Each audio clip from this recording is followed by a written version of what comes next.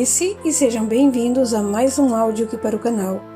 E hoje nós teremos o capítulo 21 do livro Forças para Recomeçar.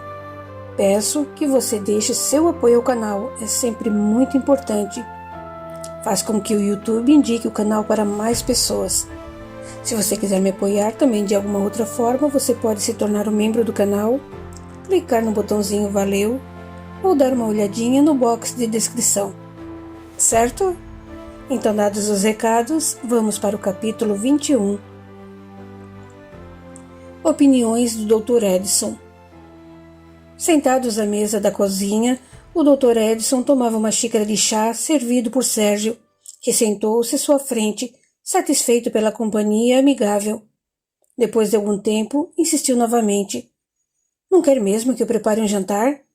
Será simples, mais rápido. Não, obrigado. É que não costumo jantar. Tomo um chá, um suco ou como uma fruta à noite. Puxa, como eu gostaria de ser assim. Tenho um bom apetite.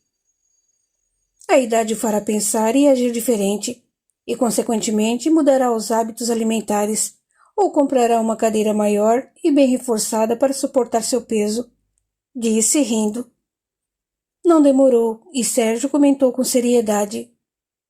Não imagina o quanto me ajudou, Dr. Edson. O maior apoio que podemos receber em alguns momentos é o de alguém nos ouvir sem críticas, descréditos ou pouco caso, não dando importância ao assunto.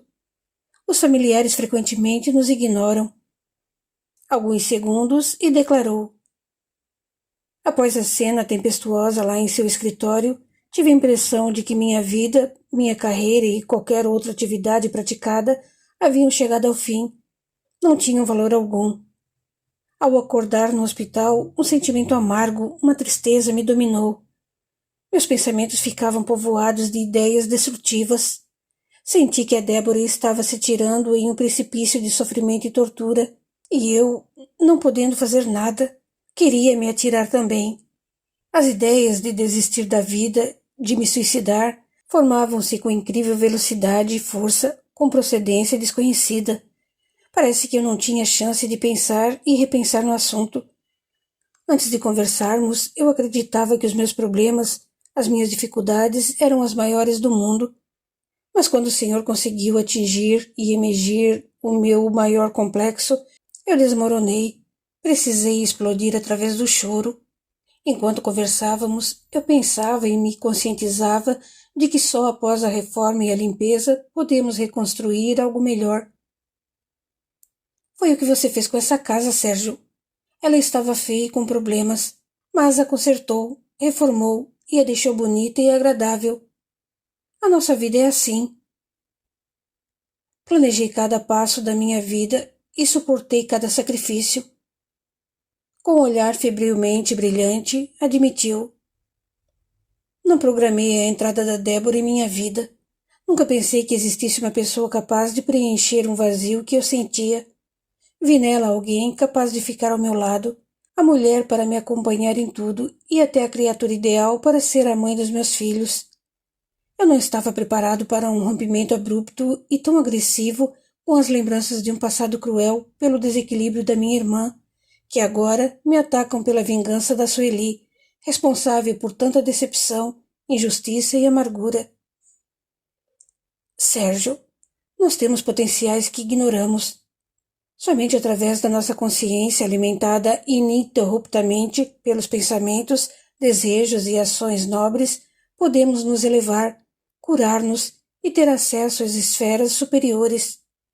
Em um momento de dor, de sofrimento, de problemas difíceis que não raciocinamos e somos impulsivos, nós deixamos-nos iludir e queremos que os outros resolvam os nossos deveres, assumam as nossas responsabilidades. Quando isso não acontece, quando os outros não fazem o nosso dever, que é o de enfrentar o nosso desafio, nós desejamos morrer e sumir. Quanto erro! Só o fato de pensarmos no desejo de morrer, de nos suicidarmos, para acabarmos com o sofrimento desta encarnação, nós atraímos fluidos tão pesados, e esses fluidos são tão destruidores que se impregnam em nosso campo vibratório e até em nosso corpo espiritual. Como consequência, chamamos para junto de nós espíritos que sofrem pelo suicídio praticado e começamos a sentir angústias, desânimo, desejo de desistir de tudo. Não nos importamos com mais nada. Depois começam as dores, o sofrimento com doenças que se relacionam àquele suicida que se afinou com você, e às vezes nenhum exame consegue diagnosticar essas doenças ou sintomas. Ou então os vingadores do passado, os obsessores, aproveitam-se desses pensamentos, desses desejos, e com isso nos enfraquecemos, nós nos deterioramos, perdemos a esperança e deixamos de evoluir. Se não reagirmos, vamos nos impregnando a cada dia, a cada pensamento, e acabamos deixando nossa mente invadida pela decisão do suicídio, influenciada por espíritos cruéis. O Senhor tem toda a razão. As palavras, os pensamentos e as atitudes são energias psíquicas. São a nossa alma e representam todas as forças vitais, como vimos no caso de sua esposa. Minha mulher precisava de um tratamento clínico e espiritual, porém se negou. Reagiu revoltada, sentiu-se reprimida. Ela começou a ser radical quando o encontrou no meio dos protestantes ou evangélicos, aqueles que usaram de influência persuasiva através da fé cega, tirando-lhe os encargos, a responsabilidade de enfrentar a vida e transferir suas dores e perdas para os desejos de Deus. Não posso afirmar que todos esses religiosos de linha protestante são assim. Contudo, os que ela encontrou visavam a fins lucrativos, usavam métodos de controle mental para a hipnose coletiva. O pastor evangélico auxiliou a usar mecanismos inadequados de defesa emocional. Isso não é só um ato irresponsável, como também muito perigoso. Tanto que o resultado foi o estado de depressão grave que chegou ao letargismo. Não duvido de que minha esposa desejasse morrer, pensasse em se matar, mas ela não reagiu e se deixou envolver, atraindo o que seu inconsciente queria. Viu como é sério o problema dos mercadores de algumas religiões? Isso é um crime, protestou Sérgio. Não, rapaz, não é. Visto pelas leis, esse é um país livre, e ela uma cidadã considerada capacitada na época em que procurou consolo nessa linha religiosa. Minha mulher poderia e deveria tomar uma nova postura mental e novas disposições íntimas, como ajudar crianças no orfanato, ser voluntária no hospital que cuida de pacientes com câncer. Essas atitudes amenizariam a tristeza a médio ou longo prazo, dependendo da pessoa. Certamente ela não ficaria com a mente entregue à angústia e às aflições que a levaram aos transtornos, aos distúrbios psicológicos, e uma terapia surtiria um efeito muito benéfico. Algumas facções religiosas utilizam o controle mental para dominar a opinião, as ideias de seus adeptos, argumentou Sérgio, que continuou. Aqui no Brasil, desde que teve início a febre evangélica, após o fim da ditadura militar, nós vemos líderes religiosos manipulando as ideias de Jesus e textos bíblicos para que as pessoas desatentas ou sem conhecimento sejam mantidas sob controle e subjugadas pelo medo de irem para o inferno. Foram capazes de criar bíblias novas recheando trechos evangélicos com explicações em favor da dependência religiosa da linha protestante. Mas tais alterações literárias são completamente contrárias aos ensinamentos cristãos. O cristianismo liberta as pessoas. A meu ver, estão institucionalizando a religião, principalmente os evangélicos. Concordo com você, Sérgio. A religião foi transformada em instituição lucrativa. Hoje qualquer portinha serve como templo evangélico. Chegam a intitular nomes pitorescos como Religião de Deus, Religião do Deus Vivo, Verdadeira Casa de Jesus e tantos outros nomes que... deixa pra lá. A irresponsabilidade desses líderes religiosos é grande. Eles usam controle mental para escravizar os fiéis desavisados e até ignorantes que se entregam aos alucinados gritos de perdão e agradecimento a Deus. Eu já assisti. As pessoas ficam fora de si. É um delírio incontrolável e contagiante. Sim, Sérgio. A isso dá-se o nome de hipnose coletiva. De uma maneira inconsciente, os fiéis são dominados e aceitam as sugestões do líder ou representante religioso que os hipnotizam, ensinando-os a reverenciar Deus, a pedir perdão a Deus e suplicar a Deus de uma forma capitalista. E o que é capitalismo, senão um sistema econômico de produções visando a lucros financeiros? O que significa pegar seu dízimo, deixar lá na igreja o seu dinheiro, suas joias ou algum outro bem material para ser atendido por Deus. Esses templos ou igrejas têm o líder evangélico que injeta na mente dos fiéis um Deus capital, um Deus executivo, legislativo e judiciário, um Deus que condena ao sofrimento aquele que não dá sua última moeda.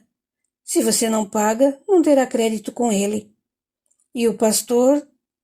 Bem, o pastor é o emissário do Senhor que recolhe e endereça as arrecadações. Como psiquiatra, eu não deveria falar isso, mas, como homem, eu vejo alguns pastores como uma espécie de psicólogo subversivo, que propaga os milagres daqueles que deram dinheiro e se salvaram, e o que faz o marketing induzindo os fiéis a uma espécie de comportamento de consumo religioso sem controle, irracial, com fé totalmente cega e, acima de tudo, fazem-nos adotar essa ou aquela prática ou postura preconceituosa. As atitudes de amor e solidariedade só existem para com aqueles da mesma linha religiosa, considerando como verdadeiros demônios as outras criaturas de Deus, por se inclinarem a religiões diferentes como a Umbanda, o catolicismo, o espiritismo, o islamismo, o budismo, o judaísmo, o hinduísmo e outras. Eu não entendo por que tantas pessoas se deixam dominar pela fé cega, por outros que as mantêm sob um domínio mental, controlam suas opiniões e suas vidas. Lembre-se de que antes de falarmos de pessoas, estamos falando de espíritos com diversas experiências terrenas anteriores a essa. Crendo em muitas moradas na casa do Pai, acredito na existência de regiões espirituais inferiores por onde passaram e se encontram espíritos com diversos vícios ou práticas inadequadas e perversidades das mais diversas, apegados às paixões vis e promíscuas, inclinados às discórdias e irritações, anomalias sinistras no que dizem respeito ao desregramento sexual por práticas compulsivas ou animalescas, atos ou pensamentos repletos de energias com desejos maldosos e negativos. Por Deus ser um Pai bom e justo, ele não confinaria quem quer que seja ao inferno. Então, nas muitas moradas, há alguma reservada ao processo de aprimoramento para a aprendizagem, o crescimento, a elevação e a libertação de seus filhos que se inclinaram a um comportamento inferior. Vamos pensar e filosofar nas palavras de Jesus quando disse que há muitas moradas na casa do Pai. Ele disse morada e não lugar de eterno confinamento. Quem está em uma morada pode se mudar dela, certo? Concordo. Nossa, que explicação ótima sobre podermos nos mudar de uma morada. Mas isso não responde à minha curiosidade, argumentou Sérgio. Calma, pediu o médico sorrindo e logo continuou. Depois de tantas práticas contra as leis de Deus, milhões de espíritos desencarnados são atraídos por suas condições mentais a terríveis estados de perturbação ou umbral, experimentando o verdadeiro inferno na consciência, lembrando que o universo é a casa do Pai. Esses irmãos se encontram em alguma morada dele. Para esses espíritos, é tão sofrida e pavorosa a experiência que essa parece eterna. Quando o espírito se recusa, nega-se a harmonizar o que desarmonizou, experimentará a reação de suas ações. Sofrerá o mesmo efeito do mal que causou, pois o mal só se corrige com o mal. Deus não se esquece das grandes regiões expiatórias e trevosas na espiritualidade. O benefício da reencarnação chega inclusive ao espírito rebelde, mas desgastado pela angústia vivida nessas regiões de sofrimento. Então ele reencarna para minimizar suas tendências viciosas e maldosas. Reencarnado, ele tem a bênção do esquecimento de vidas passadas no seu consciente, mas de seu inconsciente não se apagam os erros cometidos, suas tendências ao mal, nem a sua aflição à dor nas faixas vibratórias muito inferiores quando desencarnado. Por isso, cada indivíduo tem suas lutas e conflitos internos, seus distúrbios ou desequilíbrios ou síndromes. Veja, eu acredito na existência de igrejas protestantes sérias e capazes de ensinar a prática da solidariedade e do amor cristão que se tornou algo secundário para outras igrejas evangélicas. Existem pastores protestantes, assim como padres, dirigentes espíritas, pai de santo ou mãe de santo em centros de umbanda, entre outros líderes muito honestos, como também desonestos. Isso independe da religião, mas sim da dignidade, da honestidade, da elevação da criatura humana. Até onde me levaram as pesquisas, a maioria das igrejas evangélicas é liderada por qualquer um.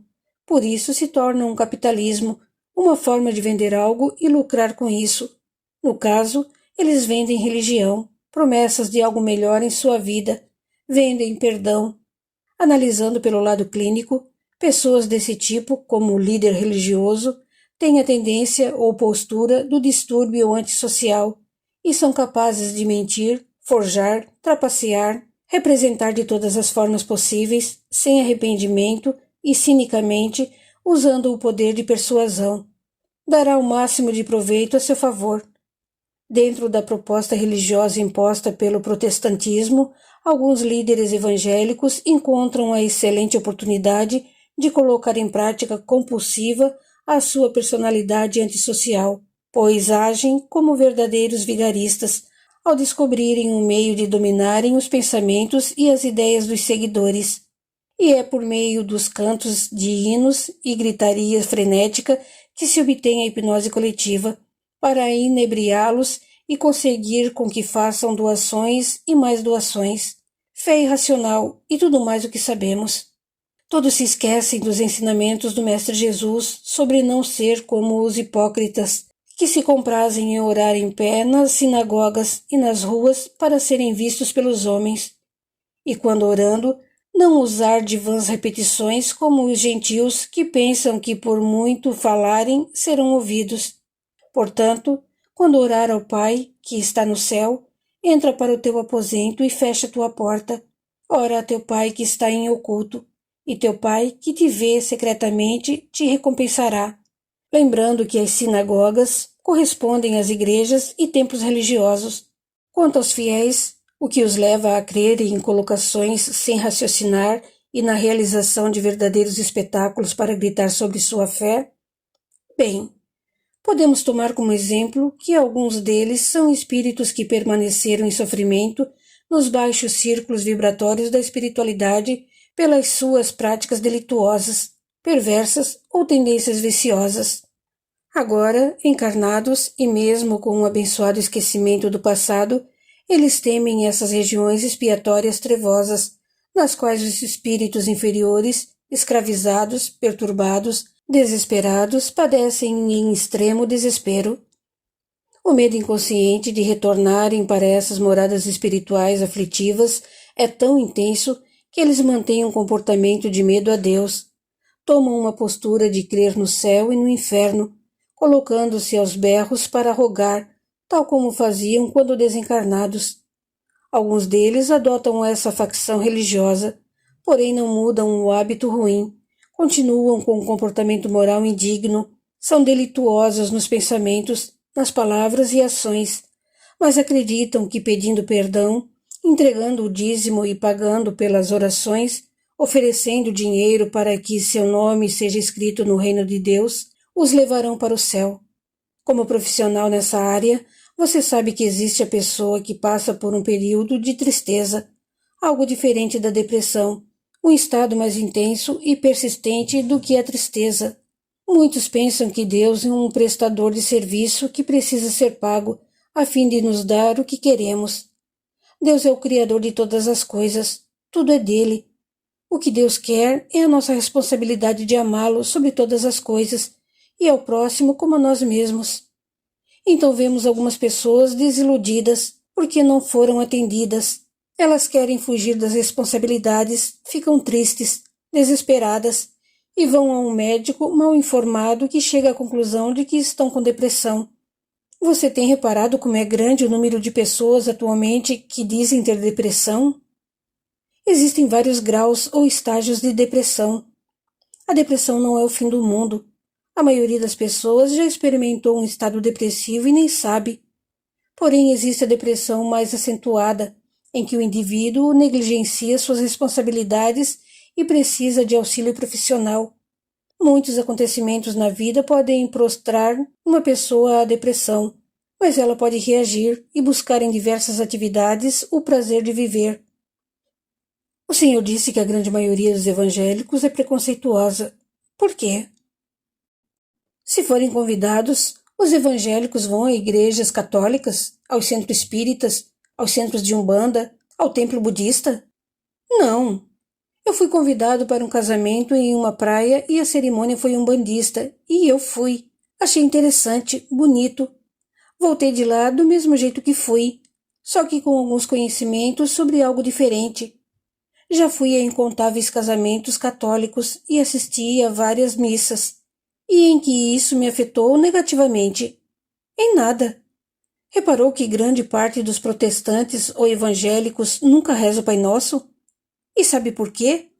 Por causa dos ensinamentos que a prece pronunciada por Jesus traz para a reflexão.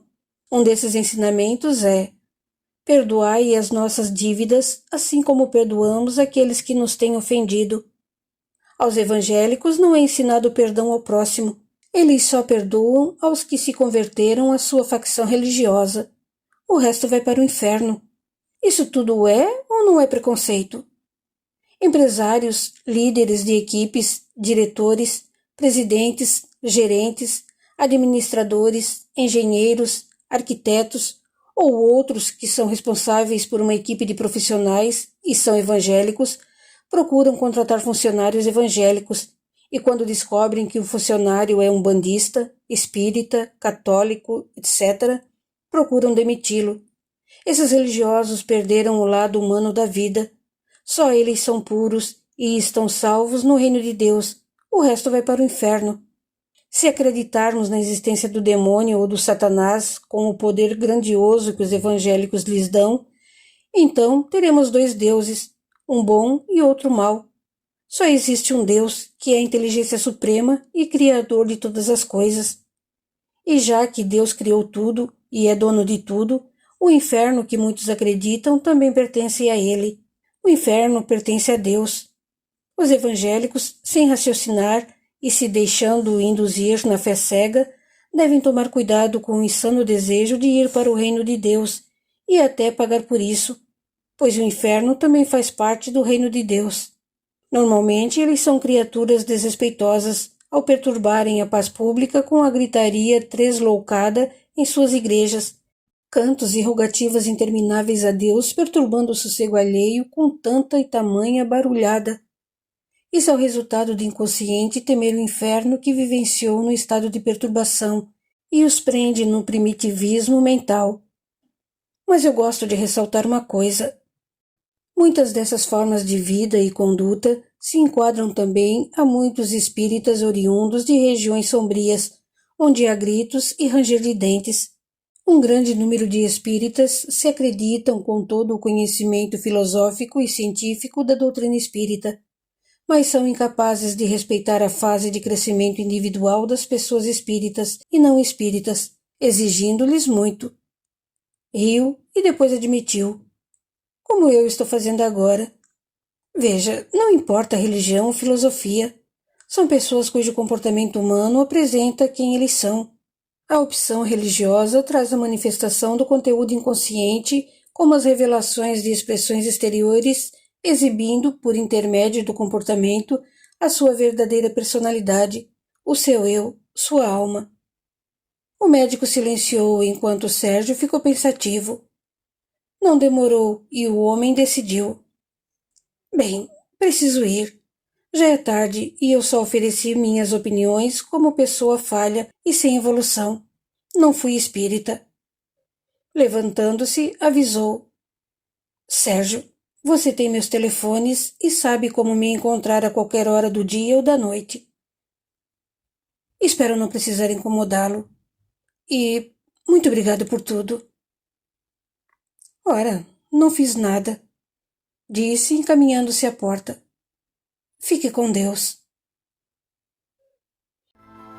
Continua no capítulo 22. Até lá!